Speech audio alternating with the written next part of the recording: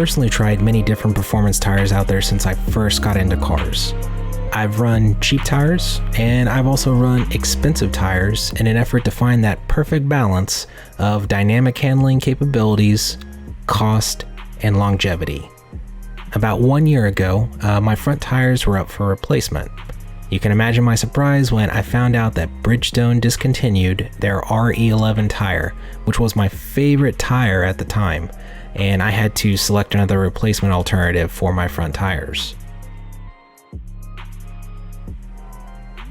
Enter the Bridgestone RE-71Rs.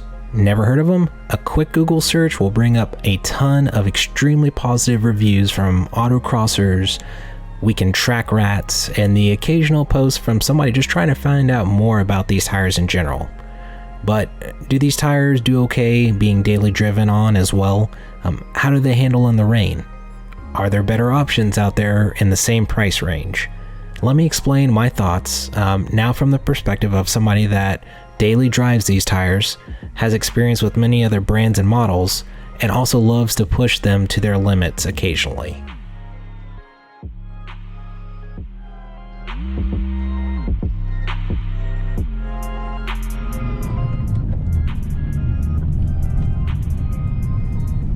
Simply stated, the Bridgestone RE-71R tires are amazing performance tires.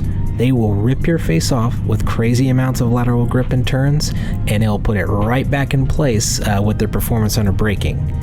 It's all the dry performance your heart desires with Bridgestone's newly developed rubber compound and interesting directional tread patterns. So yes, the RE-71R tire is the dream performance tire of many car enthusiasts out there.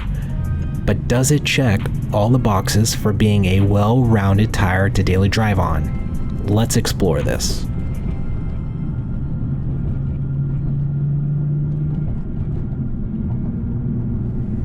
Let's talk about everyday road conditions and these tires. Here's where it gets a little interesting. Initially, my RE-71Rs were actually okay in the rain. However, I did notice after about a year down the road after purchasing them that they seem to have lost a little bit of that bite in the rain that they once had whenever they were brand new. I'm actually not sure of the root cause of this change. Maybe the tire needs the full amount of their tread groove to do well in the rain. Maybe their new rubber compound developed by Bridgestone in this tire doesn't age well. Honestly, I don't know. I'm not sure. But I do choose to currently drive on them way more cautiously than I did initially whenever I purchased them new, because they seem to have lost that edge in wet conditions that they once had.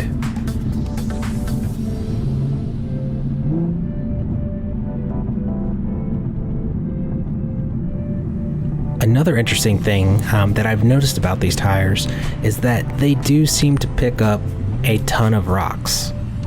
Bridgestone's really soft compound with the RE-71R and the grooves that's actually in the tire itself somehow manages to make it sound like my car has been flipped upside down and a dump truck decided to pour out its contents all over it. That was a little bit unexpected, but not my first encounter on performance tires in general.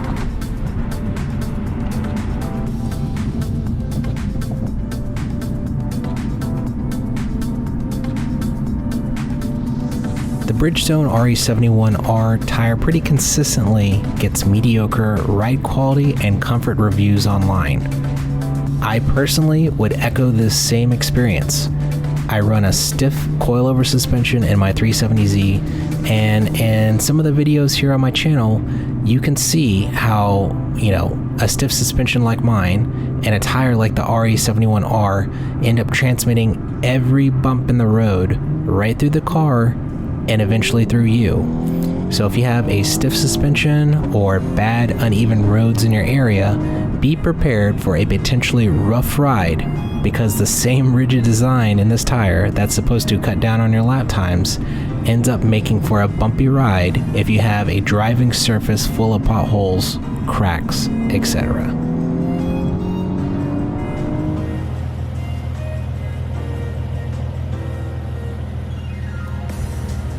Continuing on here, longevity in tire life leaves a lot to be desired. in a short span of time, I managed to really burn through some serious tread life with my RE-71Rs. Track days are only going to accelerate this even more, so just kind of keep that in the back of your head when you're thinking about purchasing these tires. With only daily driven use, I managed to burn through much more tread faster than I ever did with my older Bridgestone RE-11s, which I actually still have on my rears. Have I mentioned that I really miss the RE-11s yet as a balanced tire option? Okay, I'm going to move on here.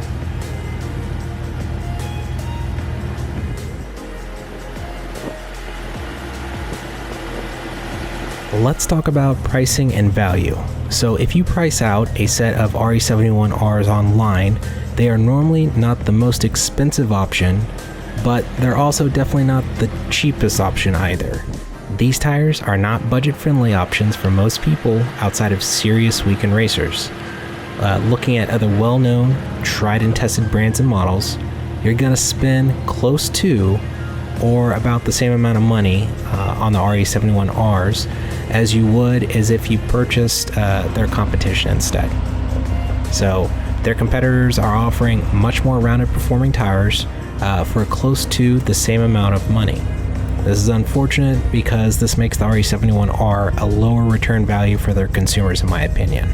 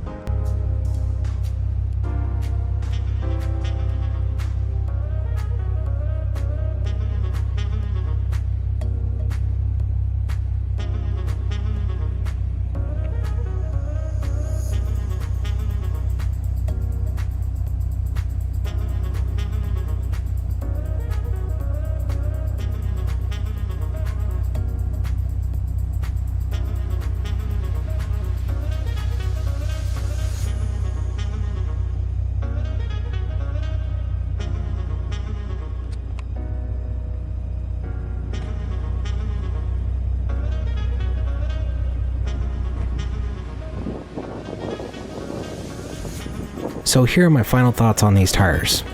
The Bridgestone RE-71Rs are fantastic performance tires in dry conditions, but they lack in well-roundedness in regards to their performance and longevity, like what's found in their similarly priced competition.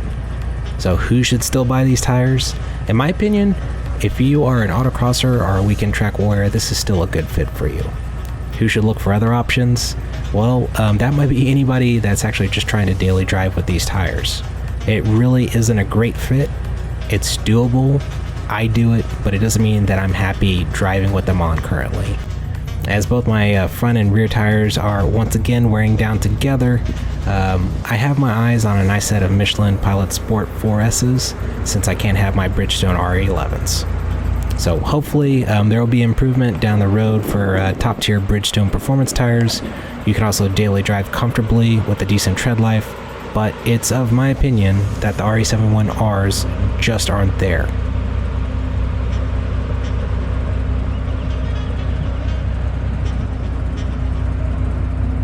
In closing here, I hope you found my experiences and thoughts about these tires interesting, thorough, and considerate. If you still have any questions about the content, please drop them down below in the comments section. If you like what you saw, please consider liking and subscribing to the channel for future content, and also consider liking the video. I appreciate your support, and I look forward to seeing you in the next video, everyone. Take care.